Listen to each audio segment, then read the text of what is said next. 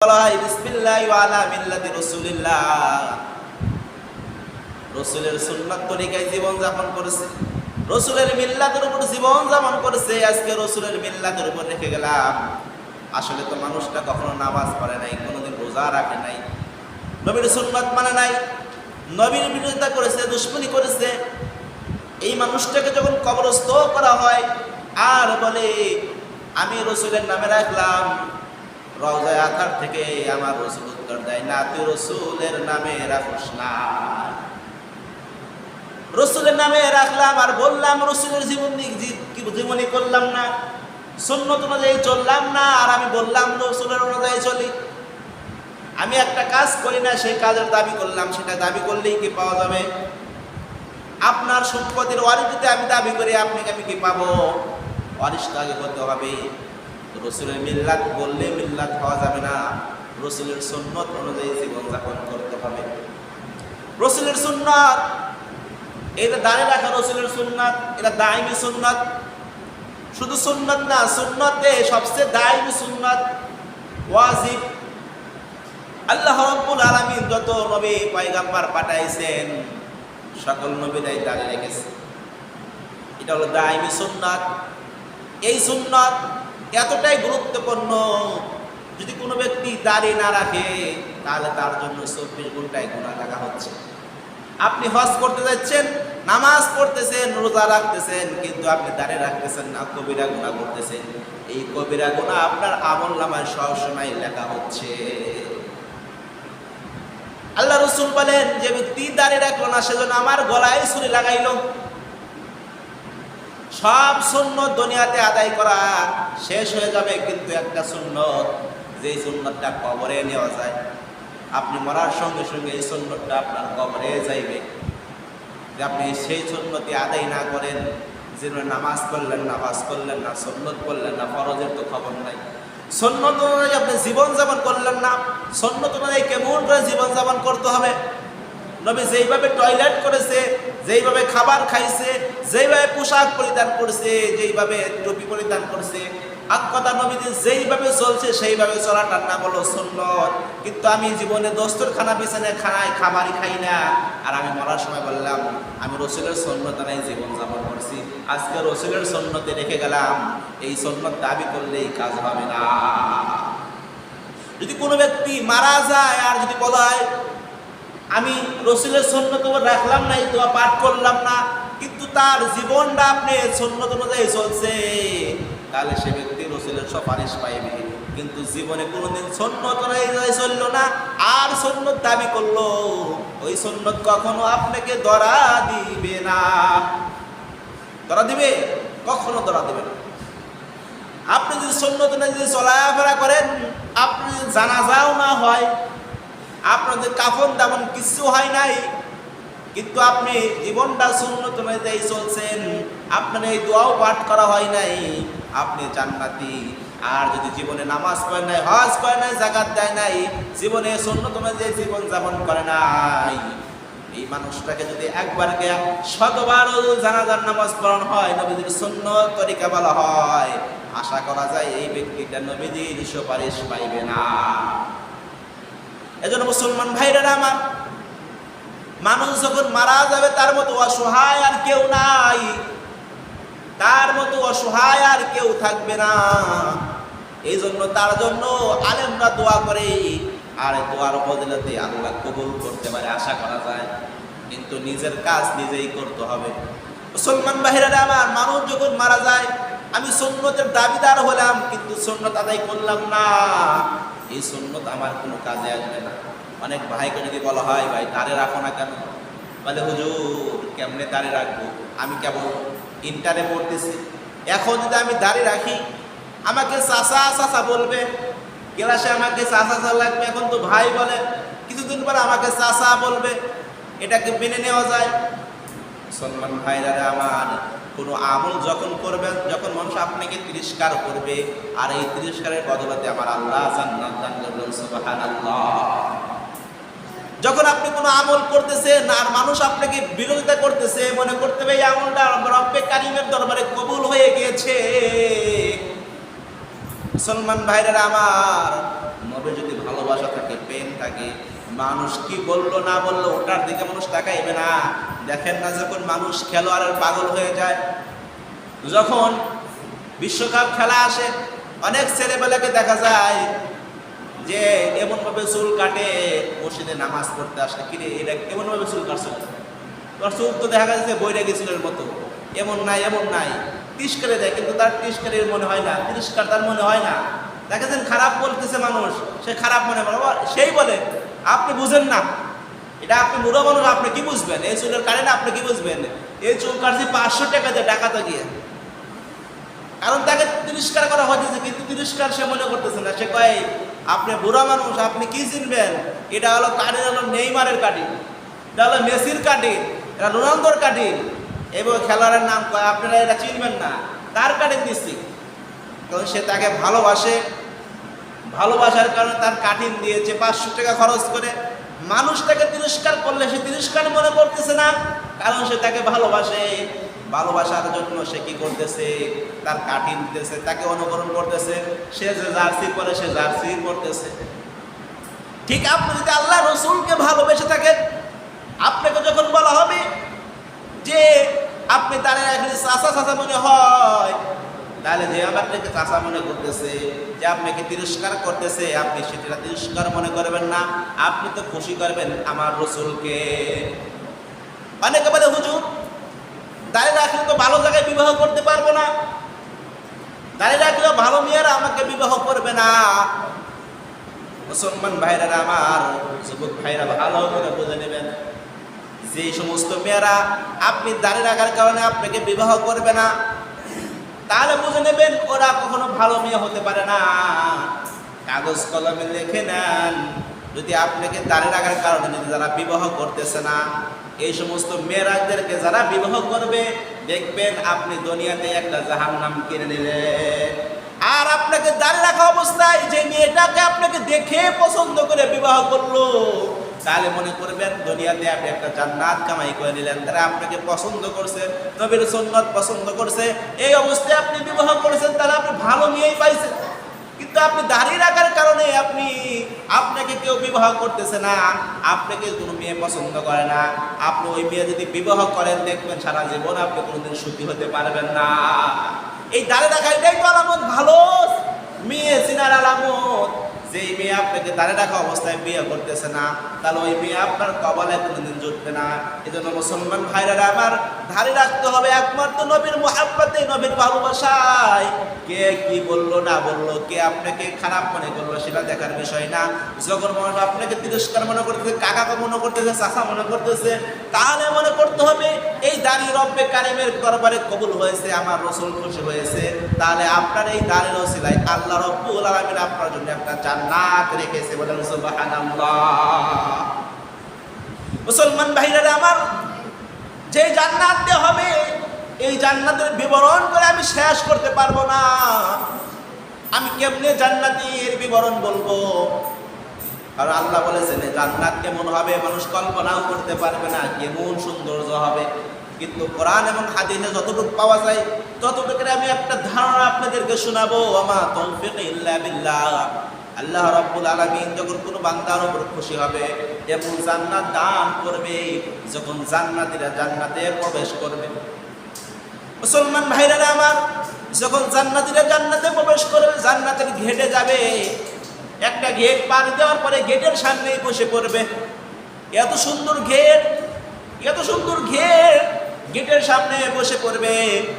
তখন ফেরেশতারা বলবে, ও ভাই এখানে বসে পড়ছে কেন? এটা তো জান্নাত না। বলে এটা জান্নাত না, এত সুন্দর। বলে না, জান্নাত তো আরো দূর, চলো আরো দূরে। আবার আর একটা গেট অতিক্রম করবে, আর একটা গেট অতিক্রম করার পরে সেখানেই বসে পড়বে। বলে এটাই মনে হয় জান্নাত। কিন্তু ফেরেশতারা বলবে এটা জান্নাত না, এটা জান্নাত না, এটা এখানে বসেছো কেন? জান্নাতটা আরো সুন্দর, তুমি তো জান্নাতের গেটেই বসে পড়ছো, আরো অগ্রসর হও। এইভাবে কয়েকটা গেট পাড়ি দেবে, আর জান্নাত খুঁজে পাবে না, শুধু খুঁজবে আর পাইবে না, অনেক গেট পাড়ি দেবে। মুসলমান ভাইরা আমার, বুঝেন না, কোন জায়গায় যদি কোনো প্রধানমন্ত্রী আসে, সেখানে কয়েকটা গেট বানানো হয়। শুধু কি প্রধানমন্ত্রী, আমাদের এলাকায় একটা ইনাদপুরে একটা জায়গার নাম আছে পিসাব বাড়ি, 100টা গেট বানাইছিল, 100টা 1 কোটি টাকা খরচ করে গেট বানাইছে। একটা গেটের পেছনে 1 লাখ করে টাকা খরচ হয়েছে, 100টা গেট বানাইছে। প্রত্যেকটা বছর যায় একটা করে গেট বৃদ্ধি হয়। তাহলে দুনিয়ার যদি একটা পিসাব বাড়ি এত টাকা খরচ করে একটা গেট বানাইতে পারে, 100টা গেট বানায়, তাহলে আল্লাহ রাব্বুল আলামিন জান্নাত দান করবে, তাহলে কতগুলো গেট বানাইতে পারে। এই গেট দেখে দেখে বান্দাগুলো বসে পড়বে, আর ফেরেশতারা বলবে এখানে জান্নাত না আরো দূরে আছে। এইভাবে হাঁটতে হাঁটতে যখন জান্নাতে প্রবেশ করবে, আর জান্নাতে বলে আলহামদুলিল্লাহ আলহামদুলিল্লাহ। আমরা যখন দুনিয়াতে কোনো ভালো কাজ দেখি আমরা কি বলি? আলহামদুলিল্লাহ বলি। তো জান্নাতেও প্রশংসা হবে আলহামদুলিল্লাহ, আল্লাহ এত সুন্দর করে জান্নাত বানাইছে, কখনো কল্পনাও করতে পারি নাই। তখন জান্নারা বলে আলহামদুলিল্লাহ। জান্নাতে প্রথম খাবার দেওয়া হয় মাছের কলিজা। কিসের কলিজা? মাছের কলিজা। মাছের কলিজা খাওয়াবে জান্নাতীরা, খাবে আর এত স্বাদ সুস্বাদু, পেলের সহকারে খাবে। দুনিয়াতে যদি কোনো ব্যক্তি ডাল এবং আলু ভর্তা যদি খাবার খায়, ডাল দিয়ে যদি আলু ভর্তা দিয়ে খাবার খায়, দ্বিতীয়বার তাকে বিরিয়ানি পোলাও দেওয়া হয়, সে কিন্তু আর খেতে পারে না। কথা ঠিক কিনা? তো জান্নাতে এত খাবার পরেও বলবে এই খাবারই শেষ নেই, আরো খাবার আছে। ওয়ালাহমি তাইরিম মিম্মা ইয়াশা, ওয়ালাহমি তাইরিম মিম্মা ইয়াশা। তখন পাখির গোশত দেওয়া হবে। মাছের কলিজা খাওয়ার পরে কিসের গোশত দেওয়া হবে? পাখির গোশত, পাখির বোনা গোশত খেতে দেওয়া হবে। তো সেখানেও ছাওয়ার করে দেবে, জান্নাতেরকে খাবার সুস্বাদু বেড়ে দেবে। জান্নাতেরা সেখানে পাখির গোশত খাবে।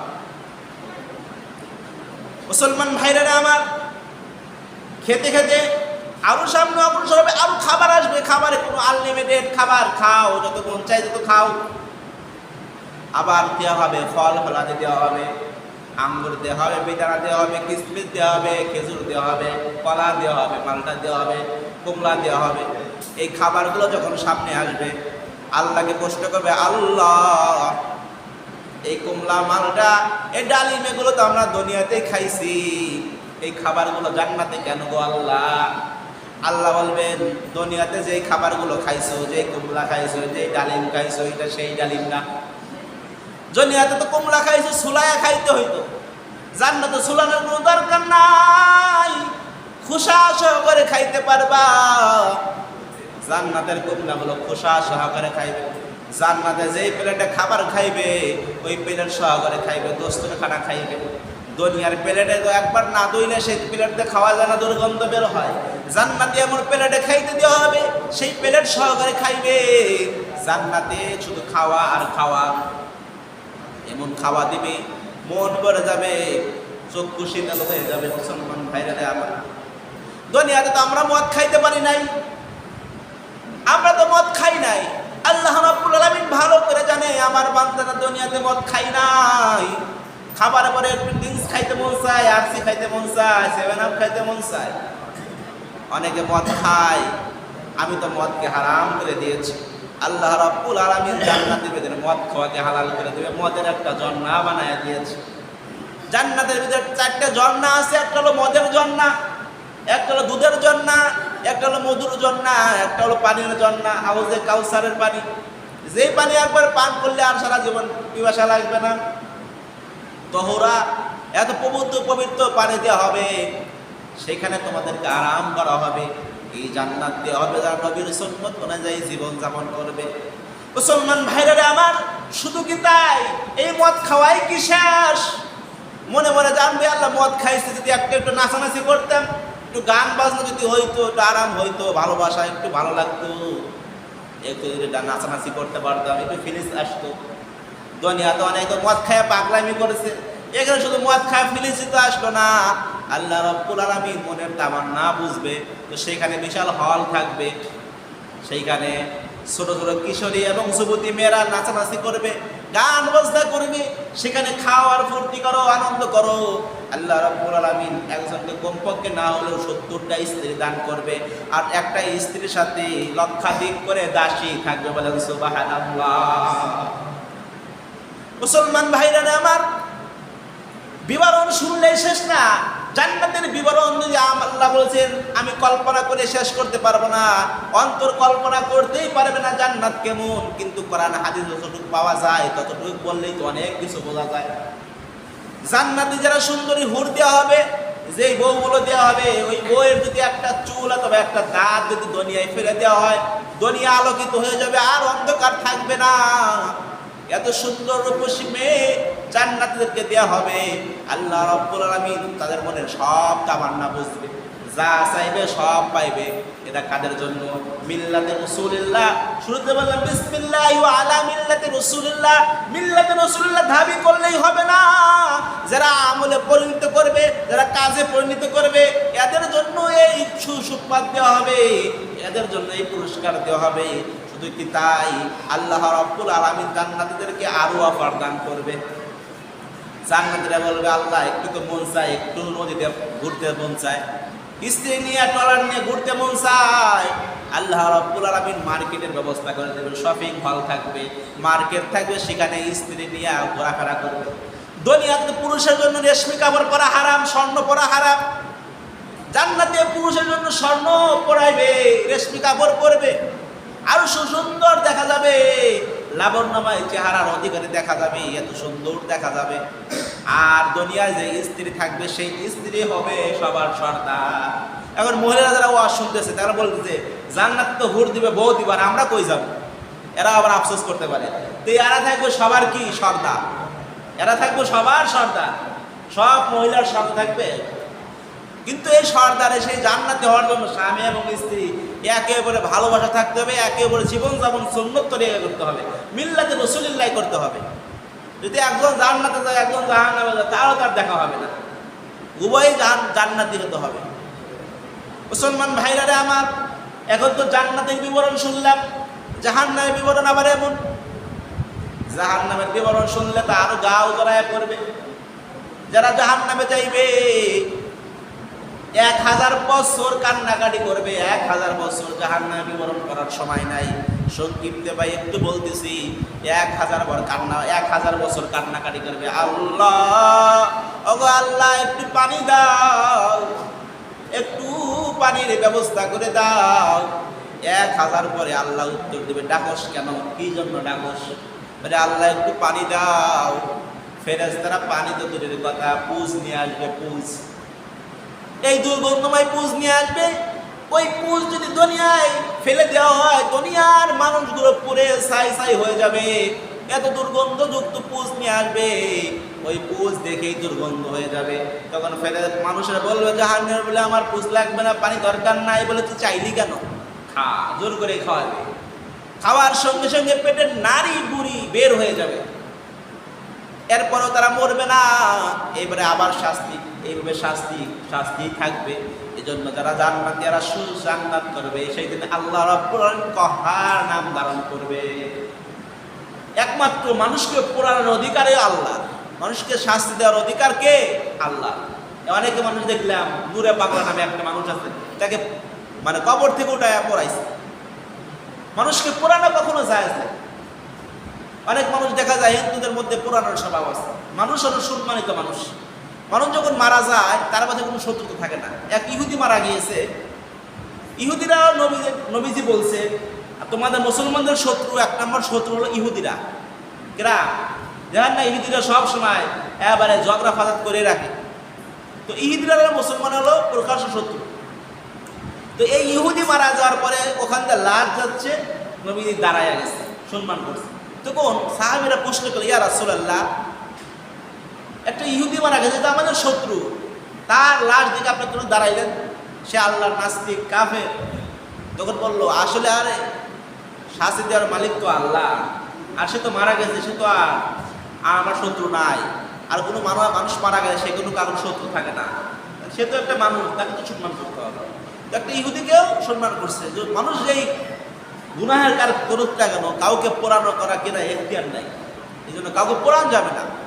কিন্তু কেন মানুষ পোড়াইছে? তাদের ভিতরে একটা ক্ষোভ ছিল, যে আমি যা তালাশ করে দেখলাম, একদিন যারা আমি করলাম, গুগল তালাশ করে দেখলাম কেন পোড়াইছে, তার ভিতরে কিছু কিছু ভুল আছে। ভুলটা হলো সেই ইমাম মাহাদি দাবি করছে।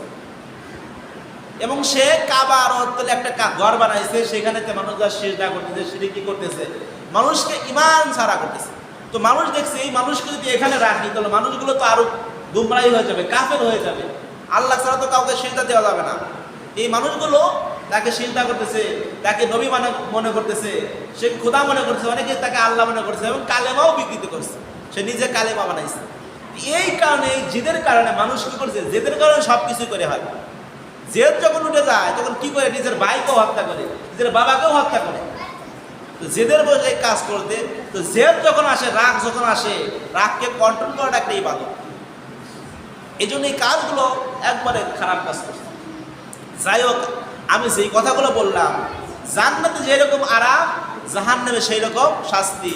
এই কথার বলার উদ্দেশ্য কি, আমরা যে মরে যাই, মরে যাওয়ার সময় আমাদের কি করে বলা হয়, মিল্লাতে রাসূলিল্লাহ, বিসমিল্লাহি ওয়া আলা মিল্লাতি রাসূলিল্লাহ। আয় আল্লাহ, এই বান্দাকে আমি রাখলাম রাসূলের মিল্লাতের উপর। আয় আল্লাহ, রাসূলের সুন্নতের উপর আমি জীবন যাপন করছে, এই তোমার কবরে রেখে গেলাম তোমার নামে। অথচ আমি নবীর কোনো কাজই করলাম না, নবীর নামে রাখলাম। আমি সুন্নতের তো দ্বারের কাছে যাই না, ফরজের দ্বারের কাছে যাই না, নফল পড়ি না, সুন্নত পড়ি না, ওয়াজিব পড়ি না, রোজা রাখি না, নামাজ পড়ি না, দাঁড়িয়ে রাখি না। আর মরার সময় হুজুররা যদি বইলেই যায় নবীর নামে রাখলাম, তাহলে কি মানুষ হবে? নবী সাফায়েশ করবে?